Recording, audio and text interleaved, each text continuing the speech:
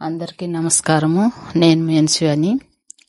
సత్యయుగంలోని మహాపతివ్రతలు ఎలా ఉంటారో చూడండి. సతీ సావిత్రి మహాపతివ్రత.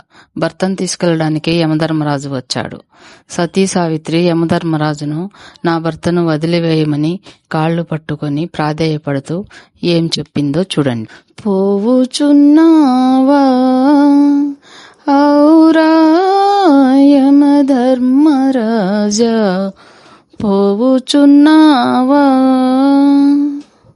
అని కాళ్ళు పట్టు వదలలేదంట యమధర్మరాజు. చెప్పిన వినవు చెవిలా వినవు, పట్టిన పంతము విడువవుగా, లబోదిపోమని అఘోరించిన రావలదు పోవలదు పో వేల పొంబికన్, పో వేల పొంబికన్ అని యమధర్మరాజు చెప్పాడట. సతీ సావిత్రి అంతటితో ఊరుకోలేదు. పట్టిన పట్టు విడవకుండా మృత్యువుతో పోరాడి భర్తను తెచ్చుకుంది.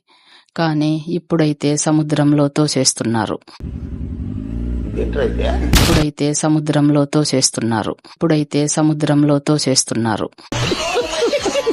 మరిన్ని విషయాలు తెలుసుకోవాలంటే మా ఛానల్ సబ్స్క్రైబ్ చేసుకోండి. నమామి శమీశాన్ నిర్వాణ